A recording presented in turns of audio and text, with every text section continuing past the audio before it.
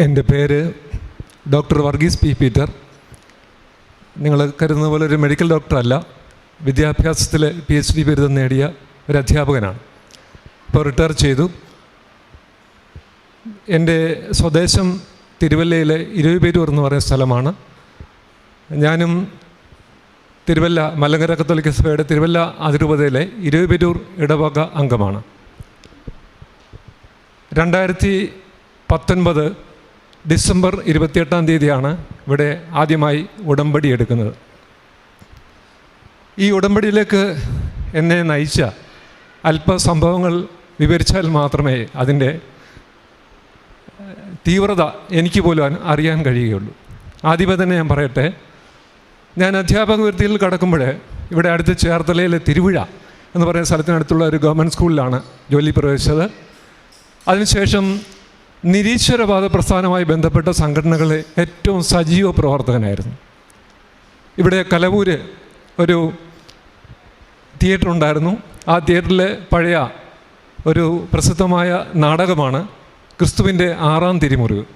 ഇത് കാണുന്നതിന് വേണ്ടി ഞങ്ങൾ സംഘടിതമായി വന്ന് ഇവിടെ കണ്ട് മടങ്ങിപ്പോവുക, പിന്നീട് ഇത്തരം സംഘടനാ പ്രവർത്തനങ്ങൾ സജീവമായി നിലനിൽക്കുക എന്നുള്ളതായിരുന്നു എൻ്റെ സ്ഥിതി.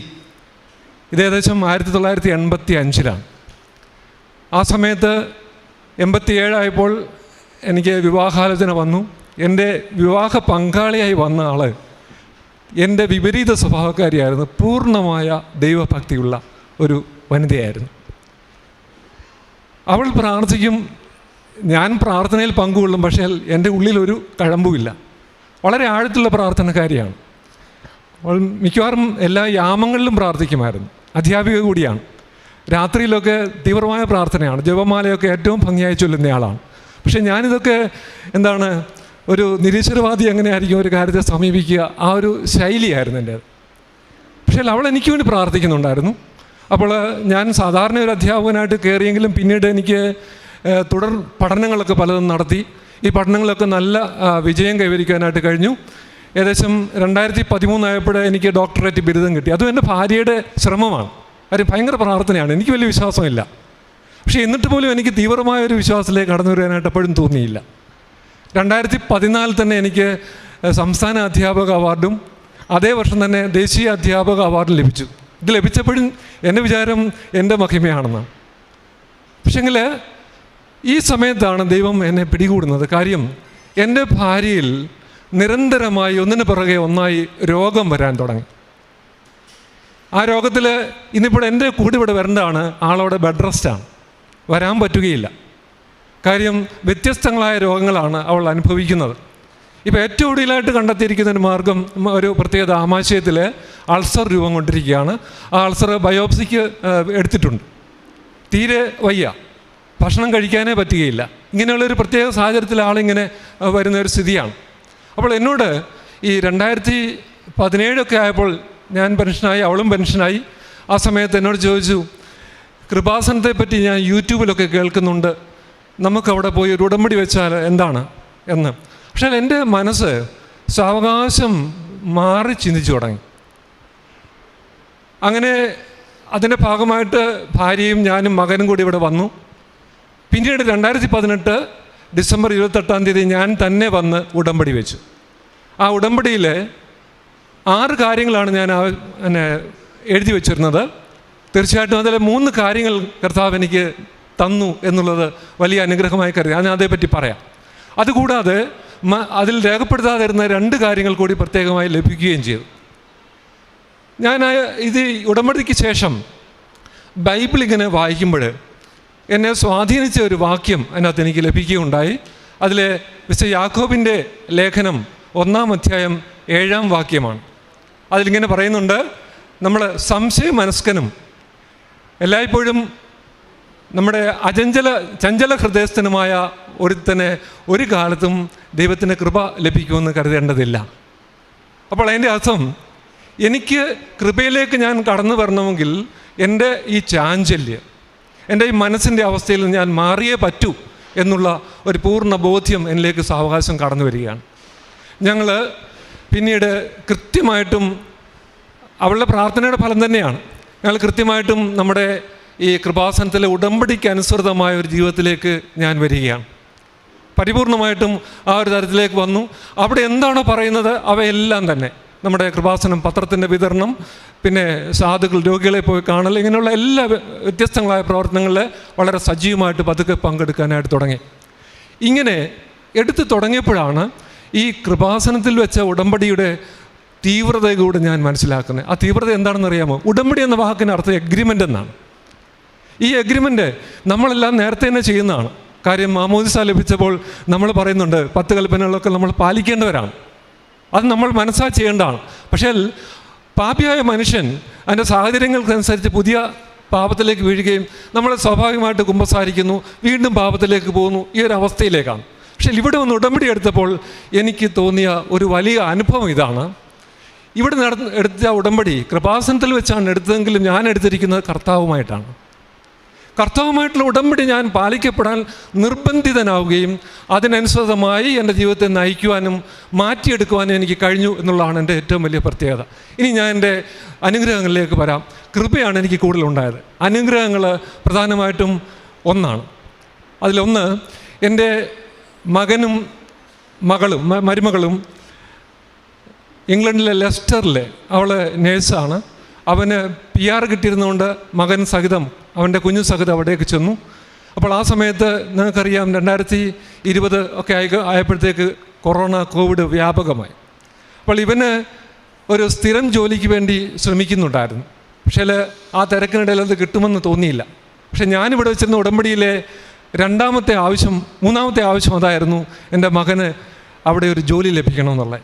എൻ്റെ സഹോദരങ്ങളെ, ഏതാണ്ട് ആ കോവിഡിൻ്റെ കാലഘട്ടത്തിൽ തന്നെ അവിടുത്തെ ഒരു MNC, ഒരു മൾട്ടിനാഷണൽ കമ്പനി അവനെ ജോലിക്ക് വിളിക്കുകയും ആ ജോലിയിൽ അവനെ സാവകാശം സ്ഥിരപ്പെടുത്തുകയും ചെയ്തു. ആ സമയത്ത് മറ്റു പ്രത്യേകത, കോവിഡ് മൂലം കുറേ പേരെയൊക്കെ പുറത്തേക്ക് വിട്ടെങ്കിലും അവനോട് പറഞ്ഞു, അവൻ്റെ സബ്ജക്റ്റ് കമ്പ്യൂട്ടർ സയൻസ് ആയിരുന്നു, അതിൽ BTechഉം MBAയും ഉണ്ടായിരുന്നു, പിന്നെ അതിൽ എക്സ്പെർട്ട് ആയിരുന്നുകൊണ്ട് അവർ പുറത്തു വിടാതെ തുടർന്നോളാൻ പറഞ്ഞു. ഇപ്പോൾ സ്ഥിരപ്പെടുത്തുകയും ചെയ്തിരിക്കുകയാണ്. അതാണ് എനിക്ക് ലഭിച്ച ആദ്യത്തെ അനുഗ്രഹം.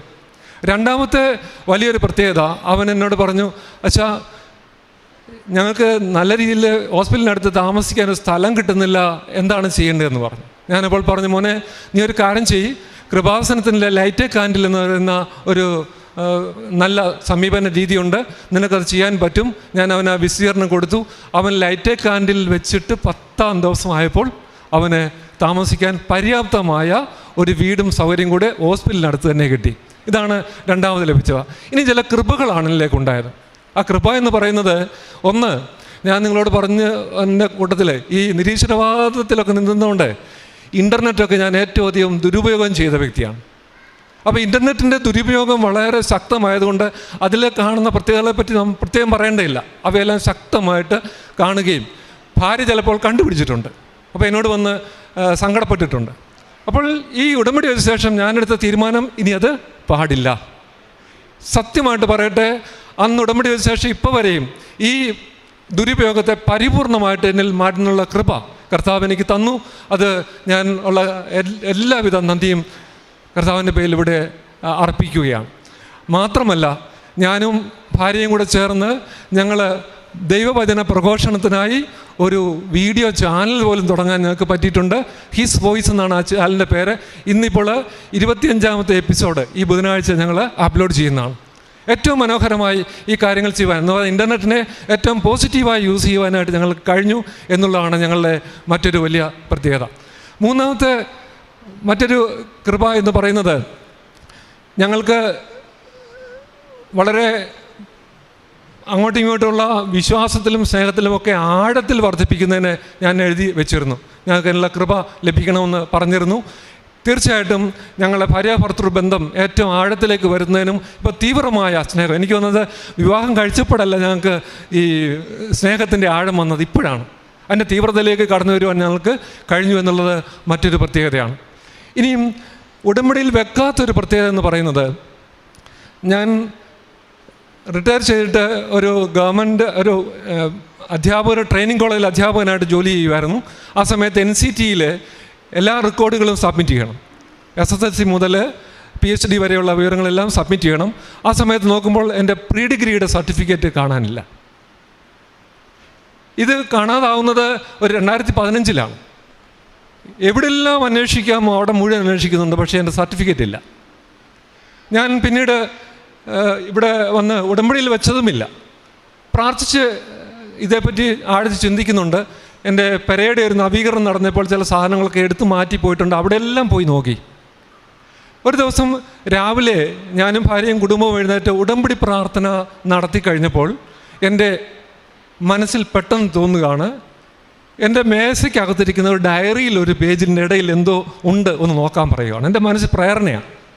ഞാൻ പെട്ടെന്ന് തന്നെ പിന്നെ വൈഫിനോടും പറഞ്ഞു നോക്കട്ടെ എന്ന് പറഞ്ഞു. കൃത്യമായിട്ടും സഹോദരങ്ങളെ, ഞാൻ ചെന്ന ഡയറി തുറന്നു നോക്കുമ്പോൾ എൻ്റെ പ്രീ ഡിഗ്രിയുടെ സർട്ടിഫിക്കറ്റ് മടക്കി അതിൻ്റെ മടക്കിലിരിപ്പുണ്ട്.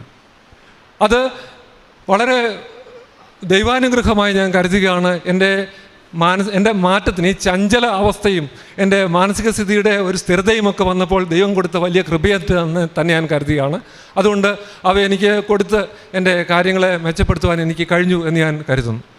മറ്റൊരു വലിയ പ്രത്യേകത നമ്മുടെ തൈലമാണ്. എൻ്റെ വൈഫ് നടക്കുന്ന അവസ്ഥയിൽ കാലൊന്നിടറിയിരുന്നു. അപ്പം കാലിൻ്റെ കുഴയ്ക്ക് നീർക്കോളായി മാറുമെന്നൊക്കെ ഞങ്ങൾ പറഞ്ഞു, പക്ഷേ മാറ്റം വന്നില്ല. ഞങ്ങളൊരു ഓർത്തോപീഡിക് സർജനെ തന്നെ കാണിച്ചു. അപ്പോൾ കാണിച്ചപ്പോൾ അദ്ദേഹം പറഞ്ഞു കുഴപ്പമൊന്നുമില്ല, ബാൻഡേഡ് ചുറ്റി നടന്നാൽ മതി എന്ന് പറഞ്ഞു. പക്ഷേ ബാൻഡേഡ് ചുറ്റി കഴിഞ്ഞിട്ട് കിടക്കാൻ നേരത്ത് കുഴപ്പമൊന്നുമില്ല, നടക്കുമ്പോൾ വീണ്ടും അസുഖമാണ്. അങ്ങനെ 3 ആഴ്ചയോളം നോക്കി നിന്നു, മരുന്നും കഴിച്ചു, പക്ഷേ ഒരു കുറവുമില്ല. അപ്പോൾ ഭാര്യയും ഞാനും പറഞ്ഞു, നമുക്കൊരു കാര്യം ചെയ്യാം, നമുക്ക് ഈ കൃപാസനത്തിലെ തൈലം പുരട്ടി തോക്കാമെന്ന് പറഞ്ഞു.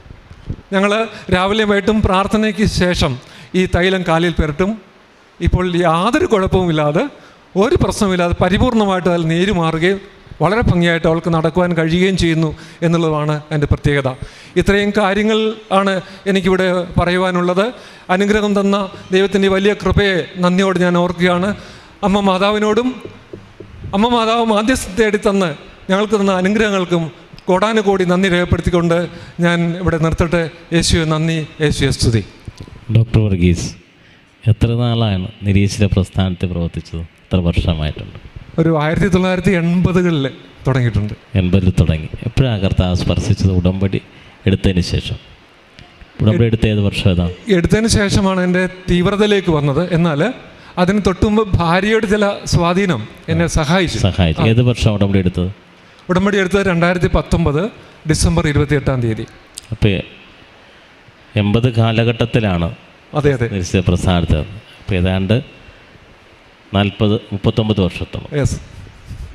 ഈ സാക്ഷ്യം കേൾക്കുന്നവരെ ശ്രദ്ധിക്കണം.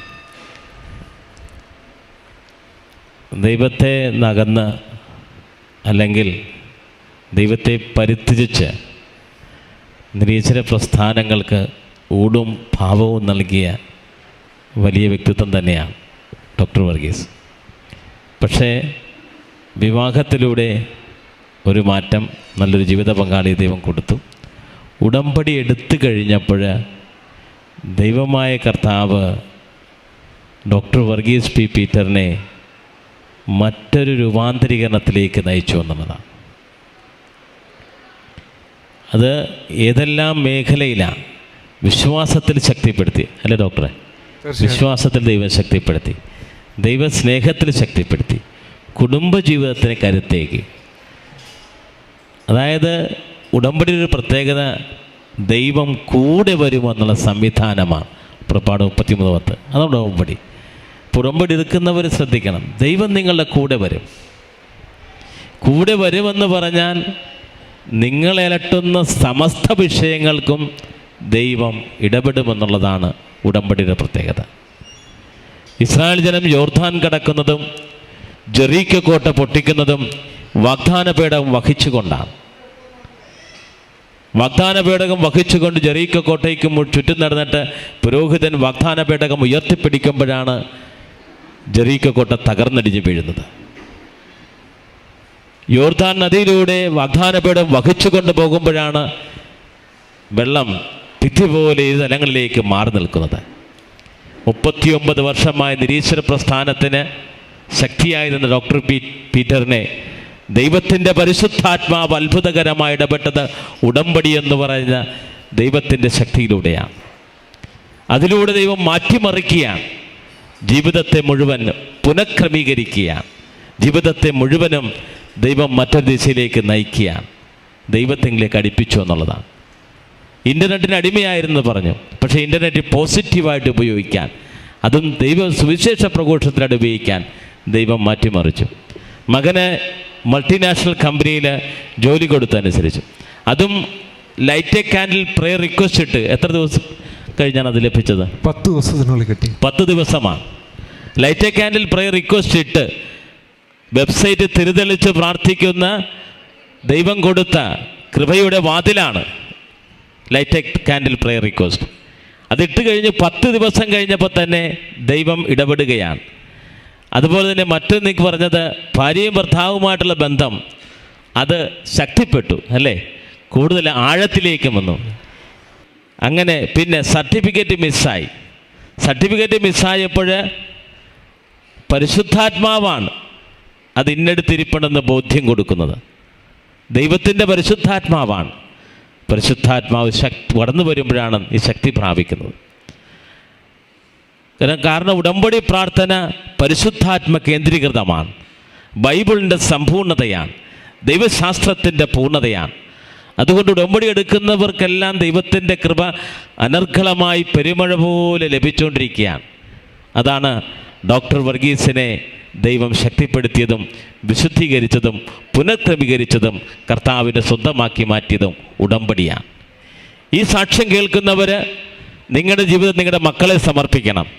ഇങ്ങനെ വിശ്വാസം മന്ദീഭവിച്ചിട്ടുള്ളവർ, വിശ്വാസം അകന്നു പോയിട്ടുള്ളവർ, ദൈവത്തെ മറന്ന് ജീവിക്കുന്നവർ, ദൈവത്തെ ത്യജിക്കുന്നവരെല്ലാം ഈ സാക്ഷ്യത്തോട് ചേർത്ത് നിങ്ങളുടെ നിയോഗങ്ങളും ദുരിതങ്ങളും സമർപ്പിച്ച് പ്രാർത്ഥിക്കണം. ദൈവം ഡോക്ടർ വർഗീസിനെ ശക്തിപ്പെടുത്തി അതേ ദൈവത്തിൻ്റെ ശക്തി നിങ്ങളെയും ശക്തിപ്പെടുത്തും. ലൂക്ക 1:49 ദൈവം ശക്തനാണ്, വൻ കാര്യങ്ങൾ കൊണ്ട് നിങ്ങളുടെ ജീവിതത്തെ സമൃദ്ധീകരിക്കും. കരങ്ങളടിച്ച് കർത്താവ് എന്ന് പറയട്ടെ. യേശുവേ, അത്യപൂർവ ദൈവാനുഭവങ്ങൾ ഇനി നിങ്ങൾക്കും സ്വന്തം. ഈ യൂട്യൂബ് ചാനൽ ഇതുവരെ സബ്സ്ക്രൈബ് ചെയ്തിട്ടില്ലെങ്കിൽ ഇപ്പോൾ തന്നെ സബ്സ്ക്രൈബ് ചെയ്യുക.